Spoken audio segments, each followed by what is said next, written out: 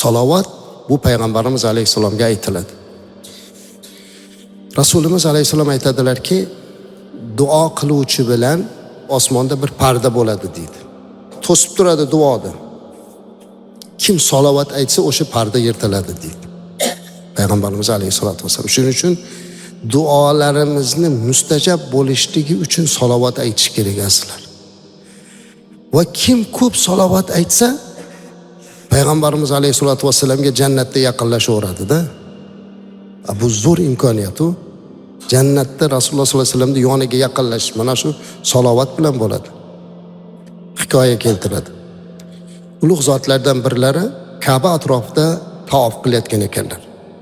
Bir yigit hech qanaqa duo aytmasdan faqat Allohumma solli ala Muhammad faqat salovat aytib yuraverar ekan. Oxiri hali odam chaqirib, bolam, sen to'xtamasdan salovat aytyapsan, boshqa duoni bilmaganingdanmi yo bir sabab bormi debdilar. U zot olim shayxlar. Haligi yigit ko'rsalarki, so'rayotgan odam oddiy odam emas, shayx odam, olim odam. Yig'labdi-da, hozir men sizga aytib beray deb bir chekada o'tirib, men buni muhabbat bilan aytyapman, buni sababi bor deb. Nima sabab? To'g'risi otam juda gunohkor, fojir odam edilar. Alloh kechirsin. Ko'p gunohlar qilgan. Shunga otam birga yetaklab men hajga kelyotgandim. U mahalda oti karvonda keladi-ku. Yo'lda otam olamdan o'tib qoldilar. Men yig'lab otamni oldida bo'ldimda, hech qancha vaqt o'tmasdan ne ko'z bilan ko'rayki, otamning jasadi shu darajada dahshatli xunuk bo'lib ketdiki, ko'rgan odam qo'rqib jirkanadigan bo'lib ketdi. Ozgina paytda ichida shunaqa bo'lib ketdi yuzlari. Men qo'rqib ketdim deydi. Endi ertaman birortasini chaqirib birga dafn qilishlikka aytgani ham uyaladigan holat bo'lib ketdim dedi. Yig'lab yonida o'tirib qoldim. Ne holat bu? Yuzini ko'rib bo'lmaydi. O'zidan chiqayotgan hidlardan g'alati bo'lib ketdim dedi. U juda tez daqiqalarda bo'lib ketdi shunaqa. Ertalab endi hech kimga bildirmasdan o'zim bir narsa qilib dafn qilib yuboraman. Bu ahvolda birovni chaqirib bo'lmaydi. Bu dahshatni ko'rmasin deb yig'lab o'tirib uxlab qolman deydilar. Shunga Rasululloh sallallohu alayhi vasallam kirdilar. U zot kirib kelib, "Ha bolam, nega yig'layapsan?" dedilar deydi. Qarasam deydilar Payg'ambarimiz alayhisalom. "Ya Rasululloh sallallohu alayhi vasallam, otamning ahvolini qarang, shunaqa bo'lib qoldilar. Men endi ertaga nima deyman, odamlarga qanday ko'rsataman deb yig'layapman" deganda, "Qani yuzini ochdi?" Yuzini ochgan ekan. Bundoq qo'llari bilan silabdilarda, yuzi 15 kunda oyda yorishib ketdi. Shunda endi bu tushda bo'lyapti. So'rabdilar farzand. "Ya Rasululloh sallallohu alayhi vasallam, buni hikmati nima?" deganda, "Dadang to'g'ri gunohkor edi, ko'p fisq fujur ishlari bor edi. Lekin menga otangdaqa salovat aytadigan hali yo'q" debdi. Ertaman uyg'onib qarasam, otamning yuzi shunday bir go'zal bo'lib qopti deydilar. Shundan keyin men tilimdan salovatni tushirmayman deb qasd qildim deganda, uni eshitgan o'sha yig'lagan ekanlar. Va u kishi aytibdilarki, "Men ham bugundan boshlab tilimdan salovatni tushirmayman."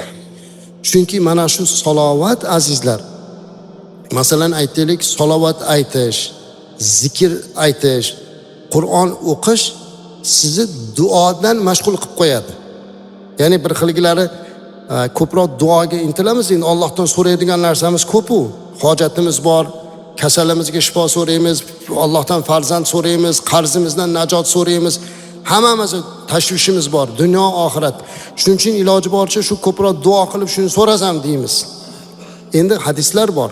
Payg'ambarimiz sollallohu alayhi vasallam aytadilar. Agar bir bandani zikr qilish, Qur'on o'qish, salovat aytish, mana shunaqa duodan mashg'ul qilib qo'ysa, duo qilib so'raganidan ko'ra ko'prog'ini berar ekan Alloh taolo. Siz duo qilib so'ramadim demang, qalbingizdagini Alloh bilib turibdimi?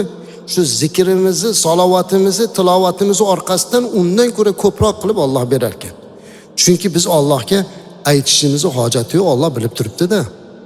Nima kerak bizga? Nima qalbimizda ozori bor? Ana o'sha narsani Alloh zikr, salovat, tilovat, duoni o'rniga o'tkazib qabul qilar ekan hammasi. Shuning uchun ham ko'proq salovat aytishimiz kerak. Payg'ambarimiz alayhisolatu vasallamning qabrlarini ziyoratiga boryapmiz. o'zi Madinada umrada ham, hajda ham rosa bo'lsa 3 kun bo'ladi. Juda bo'lmasa 4 kun, 5 kun bo'lib qoldi umrada. Bo'lmasa 3 kun turiladi. Payg'ambarimiz alayhisolatu vasallamning yonimida u zot aytganlar, kim meni qabrimga kelib menga salom aytsa, men unga javob beraman degan hadislari bor. Menga salovat aytgan, salom berganga men javob qaytaraman degan baxt turibdi. Lekin sanoqlik boramizda shu yerga ham. Hamma g'aflat bilan ovora.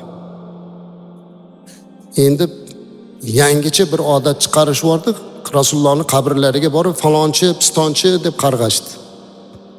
Videoda yoqib olib, "Ya Rasululloh, eshiting, meni falonchi bu qildi, meni falonchi bu qildi." Birodar aziz, shuni o'rniga salovat ayting. Siz kimnidir qarg'ash uchun bormayapsiz u yerga. Salovat aytish kerak ko'proq. Rasulimiz alayhisolatu vasallamga o'shanday joylarda qolaversa, mana bu namozlarimizda, namozdan keyin yurishimizda zikr, salovat. Tilni shunga odat qilish kerak. Ana o'shanda Payg'ambarimiz alayhisalom aytdilarki, "Man solla alayya", kim menga bitta salovat aytsa, bitta sallallohu alayhi 10 salovat. Alloh o'sha bandaga 10 ta salovat aytadi dedi. Allohning salovati, Allohning rahmati bo'lar ekan azizlar. Biz bitta Allohumma solli ala Muhammad desak, o'sha bandaga Alloh 10 ta rahmatini nozil qilar ekanda. Shuning uchun tilimizni boshqa narsalardan to'xtatib, zikrga, duoga o'tishimiz kerak. Va albatta qo'limiz mehnatda, tilimiz zikrda, qalbimiz muhabbat bilan Allohga bog'langan bo'lishi kerak.